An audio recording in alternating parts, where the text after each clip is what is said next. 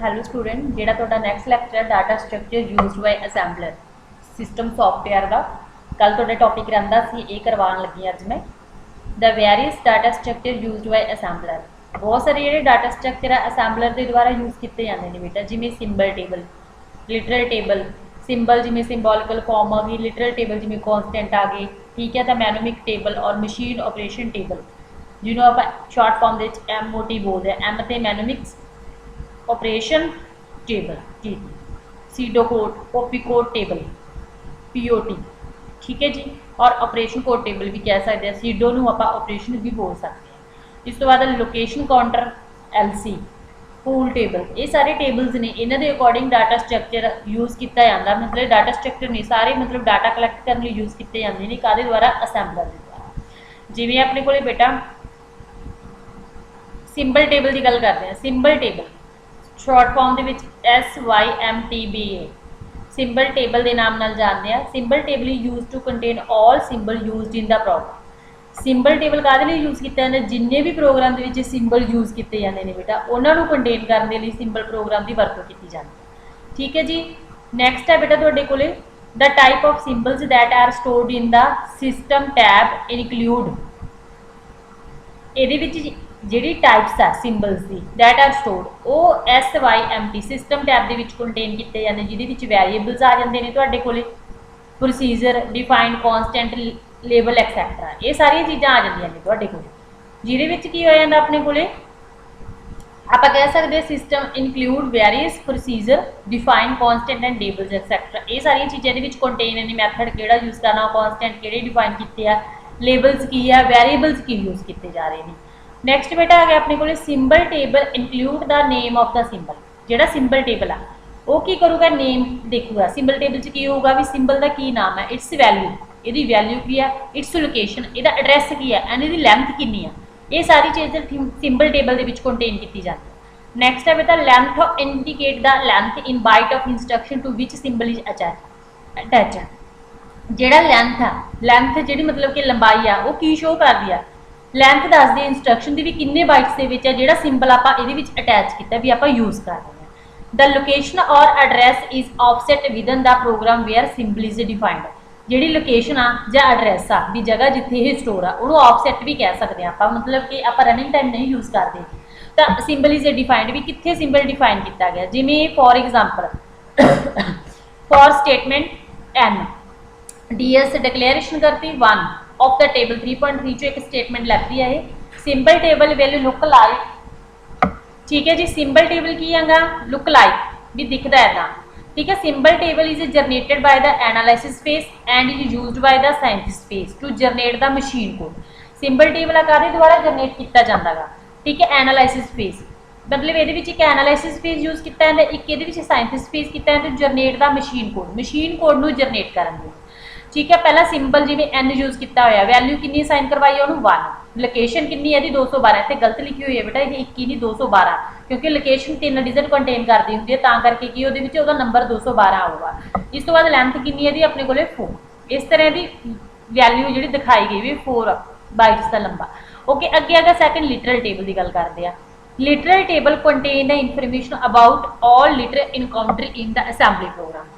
जिन्ने भी कॉन्सटेंट है जोड़े ये कंटेन किए जाते हैं बेटा वो सारे असैम्बली प्रोग्राम वो सारी चीज़ों को कंटेन करता कौन, लिटरल टेबल। इस तो बाद literal table include the name of literal and इस क्रॉसपॉन्डिंग असाइंड लोकेशन। एक तो ये की होंगे लिटरल टेबल का काम, एक तो ये लिटरल का नेम की है तो दूजा की है इनू कि लोकेशन असाइन करवाई गई है।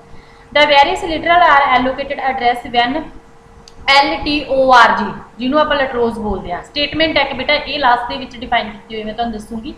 इज़ आ कहने encountered in the program, program के चीज़ काउंट की जाती है भी नैक्सट सैक्शन के डिस्कस होगी लटरोग बारे, ठीक है। If the LTORG statement is not present, जेकर ये प्रेजेंट नहीं हैगी, रनिंग टाइम नहीं हैगी, तो then literals are allocated address on the encountering end statement, तो वह एड्रैस एंड स्टेटमेंट के काउंट किया जाऊगा भी जो प्रेजेंट नहीं हैगी। जिमें लिटरल है वैल्यू कितनी साइन करवाई हुई है 2, ठीक है, एड्रैस कितना है 212, 1 वैल्यू साइन करवाई है 213, एड्रैस 6 वैल्यू साइन करवाई है कि 220 एड्रैस। देखो बेटा 2 नंबर से 12, 1 नंबर से 213 हो गए, 6 में 220, मतलब अलग अलग एड्रैस हो गए, एक लिटरल टेबल है, ठीक है जी। नैक्सट बेटा तुहाडे कोले आ गया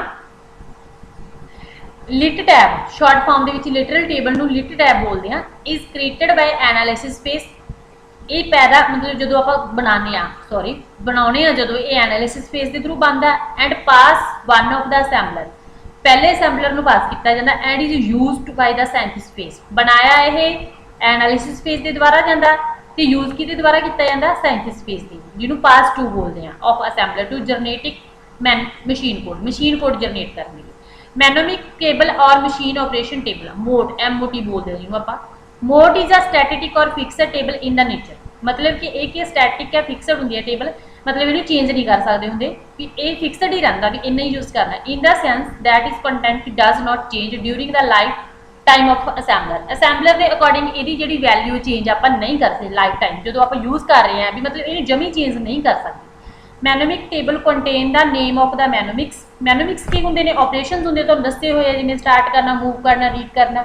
it's binary code and it's length mnemonic table की कलैक्शन होंगी है नेम की है मैनोमिक का इट्स बाइनरी कोड की है एंड इसकी लैंथ कितनी है ठीक है जी। अगे शी फिगर 3.7 दिखाया हुआ द मैनोमिक इज़ की फॉर सर्चिंग द मॉड मतलब कि मैनोमिक को सर्च करने एक छोटी जी की यूज़ की जाती है MOT बोलते हैं जिन्होंने आप मैनोमिक टेबल ऑपरेशन टेबल बोलते हैं and it's value is binary code that is use for generation of the machine.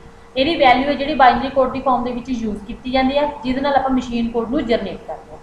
मैनोमिक OP code length मैनोमिक जिमें ऐड ऑपरेशन हो गया ना बेटा OP code 01 OP code 2 digit length होंगे करके 0 तो 1 यूज़ किया लैंथ कितनी इन्हों की 1 सबरैक्ट करना 0 2 डिजिट यूज़ किया तो 1 लैंथ 1 दिखाइए। इस तो बाद ऑपरेशन कोड टेबल जिन्होंने शॉर्ट फॉर्म के ऑप्ट टैब और अपोर्ट भी बोल सकते। It is also is a static और फिक्सड टेबल है content of this table does not change during the life time of the assembler भी लाइफ टाइम आप कह सकते हैं भी असैंबलर के जिन्ना चਿਰ असैंबलर मतलब यूज़ करते हैं आप रन करते हैं भी वरतों में रहा उन्ना टाइम ये जोड़े मतलब ऑपरेशन चेंज नहीं होंगी कोई भी वैल्यू ये चेंज नहीं होंगी। OPT contain the field mnemonic OP code class and mnemonic information भी वो रिलेटेड इनफॉर्मेशन कि ऑपरेशन परफॉर्म करना तो कि क्लास का वो सारी चीज़ ये परफॉर्म होंगी है। Class field indicate weather the OP code corresponding to an imperative statement a declaration statement और assembler directive मतलब कि जी क्लास फील्ड है 3 चीज़ों को इंडिकेट करती है बेटा। एक तो बेटा इंपैरेटिव स्टेटमेंट जिन्होंने IS बोलते हैं दूजी डिक्लेरेशन स्टेटमेंट जिन्होंने DS बोलते हैं और तीजी असैंबलर डायरेक्टिव जिन्होंने AD बोलते हैं। If an imperative statement the mnemonic info field contain the pair मतलब ये है मैनोमिक इन्फो फील्ड है जी पेयर को कंटेन करूँ पेयर के आ जाता एक तो ऑपरेशन कोड आ जाऊगा दूजा की आ जाऊगी वो लैंथ की else it contain the ID of routine to handle the declaration और डायरेक्टिव स्टेटमेंट भी एक ID भी कंटेन करती है जिहदे की करती है डिक्लेरेशन तो डायरेक्टिव जी स्टेटमेंट यूज़ की जाती है उन्होंने हैंडल करती है। फॉर डिक्लेरेशन और assembler directive statement routine mentions in the mnemonic info field ये मैनोमिक इन्फो फील्ड के call to perform appropriate processing भी जिस तरह की प्रोसैसिंग चाहिए उस तरह की परफॉर्म करता। फॉर एग्जाम्पल कहते इन द केस ऑफ जो आप DS की गल करते हैं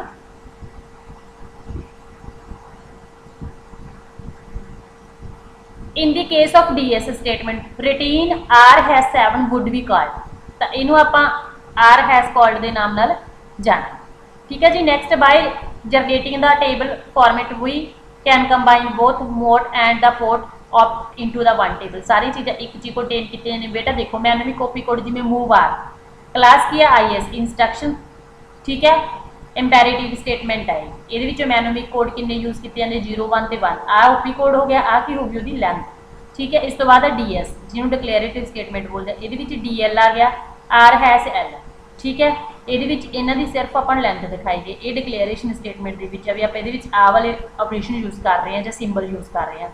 स्टार्ट AD जिन्हों आप बोलिया एड्रैस डायरेक्टिव बोलिया गया ना फर्स्ट करवाया R#11 ये लैंथ कितनी है 11 यूज़ की जा रही है। इस तो बाद आ गया बेटा लोकेशन काउंटर जिन्होंने LC बोलते हैं। Location counter keep the track of each instruction location भी ये जिन्नियां भी इंस्ट्रक्शन यूज़ होंगे ने उन्होंने लोकेशन डिफाइन करता जी ये कितने पई है। It is use to perform memory allocation memory भी एलोकेट करता ठीक है। Location counter is a variable that is initialise to being beginning address specified in start statement जोड़ा लोकेशन काउंटर एक वेरिएबल है बेटा चेंजेबल है भी यह की है जो बिगिनिंग एड्रैस है किसी भी चीज़